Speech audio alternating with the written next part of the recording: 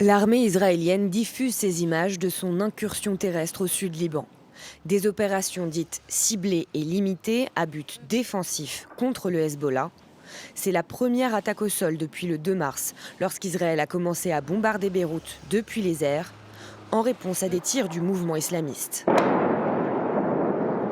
Depuis, 830 000 personnes ont dû fuir leur maison, d'après les autorités libanaises.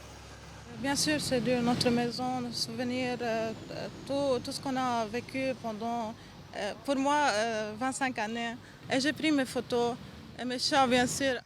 Ce centre médical au sud du pays est en ruine, ciblé pour la deuxième fois par Israël, qui affirme que le Hezbollah utilise des ambulances et des installations médicales à des fins militaires. Le ministre libanais de la Santé dément. L'occupant israélien a malheureusement affirmé que les ambulances étaient utilisées à des fins autres que sanitaires et médicales.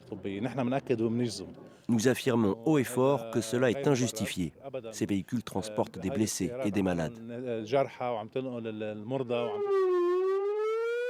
Israël accuse le gouvernement de Beyrouth de ne pas en faire assez pour neutraliser le mouvement chiite. Le Hezbollah agit selon les instructions de Téhéran et non de Beyrouth.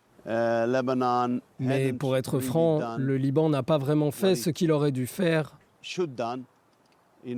pour démanteler le Hezbollah.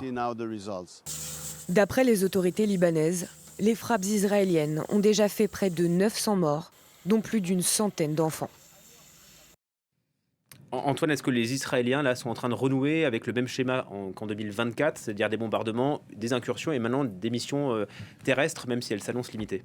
Oui, on pense que ça peut durer en tout cas au moins autant qu'en Iran. Peut-être que c'est lié, peut-être qu'à un moment donné, Donald Trump dira à Benjamin Netanyahou, maintenant ça suffit, on arrête tout. Et il y a quand même aussi cet ascendant que n'avait pas Joe Biden, parce qu'il n'a pas voulu jouer de son poids non plus vis-à-vis des Israéliens. Donc c'est une possibilité. On s'en approche en tout cas fortement, avec des incursions en effet, pour aller directement, concrètement, déterrer des caches du Hezbollah, voire des responsables du Hezbollah. Il faut quand même se rappeler que quand il y a eu le cessez-le-feu entre Israël et le Liban, en tout cas le Hezbollah pour être plus précis, ça n'a pas été signé de gaieté de cœur par les Israéliens. C'est-à-dire qu'il y avait de fortes pressions au sein du gouvernement israélien, au sein de la coalition gouvernementale israélienne pour poursuivre cette guerre-là, pour poursuivre finalement le Hezbollah jusqu'à son dernier souffle, jusqu'à son dernier soldat, sa dernière arme.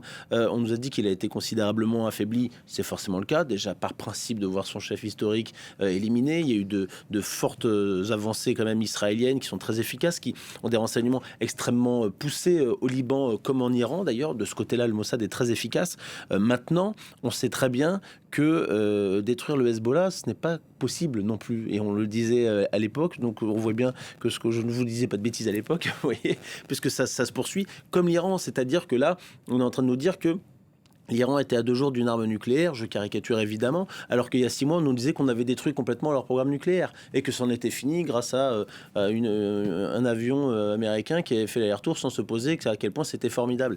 Évidemment que c'était considérablement affaibli, le programme nucléaire, comme le Hezbollah au Liban et comme d'autres, mais pour autant, c'est toujours une menace pour Israël. Donc Israël estime que c'est le moment ou jamais finalement presque de finir le travail, ou en tout cas d'avancer pour considérablement et plus durablement affaiblir le Hezbollah, qui, je le rappelle, contrairement à l'Iran, est à sa frontière nord, et que vous avez de nombreux Israéliens qui sont malheureusement obligés aussi de quitter leur domicile, qui avaient été obligés de le quitter pendant de très longs mois pour échapper au combat.